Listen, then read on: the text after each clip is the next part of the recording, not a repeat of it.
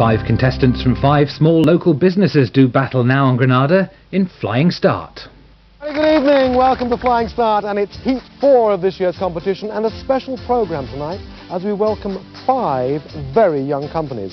Some of these companies had been established for less than a couple of months when they went to the first Flying Start interview in June of last year. Now they're here tonight to try and get into our final, and there a chance to win for their companies a first prize worth more than £40,000. Keith Adams to the hot seat, please. Keith's company, Data Processing Direct, are based in Manchester. They were established only last year. Their projected turnover in 2 years' time is £448,000. At the moment, just 2 employees. Like all our young companies, very few employees, but in 2 years' time, that could be 10. Keith's company operates from the Greenhays Business Centre in Manchester. In a security-conscious, fast turnaround environment, producing personalised documents in their hundreds or millions requires complex data processing. Data Processing Direct provide computerized services to companies involved in the production of personalized documents. DP Direct's in-house designed quality audit system, which compares output and input data, is unique in the industry, and it's designed to eliminate costly errors. Data is processed in order to achieve top-quality mailable names and addresses. This often involves merging data from a variety of media or formats, and then removing duplicated names and addresses. From this data, net mailing files can be formed and clients' mail processed with mail sort software for substantial postage discounts. These services can relate to areas as diverse as direct mail, checks, security documents, insurance documents and regular billing runs. DPD are probably in your mailbox now. More NWNT, Northwest New Technology companies there doing well. Questions beginning with David Taylor now for data processing. Keith, once you've established your workforce, what steps are you going to take to retain them?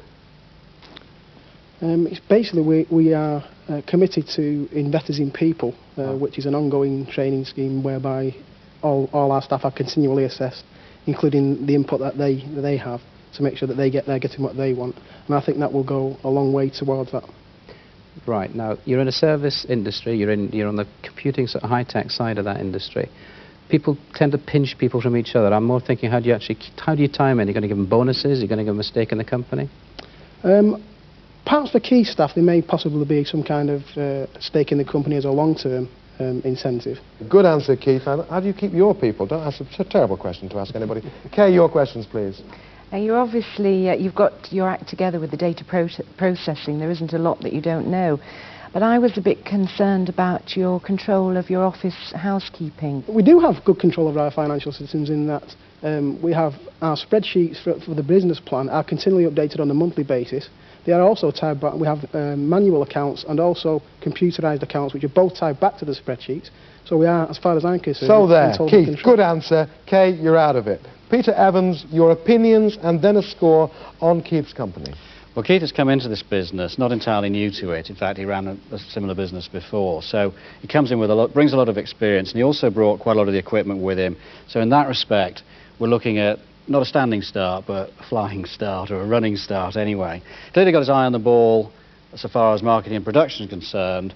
Let's have the warning. I have this same concern as Kay on collection of debts and things like that, so I think that's an area which you might want to look at.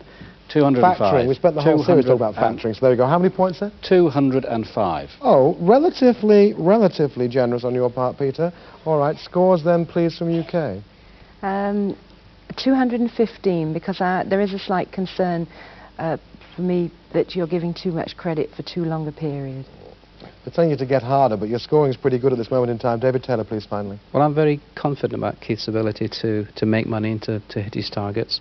And as was said, he's off to a very good start, and I've given it 210 points. 210 points. For Keith Adams, a grand total of 630 points. Well done, Keith. That really is a running start, if not a flying start, because it means that Keith Adams and Data Processing Direct are in first place.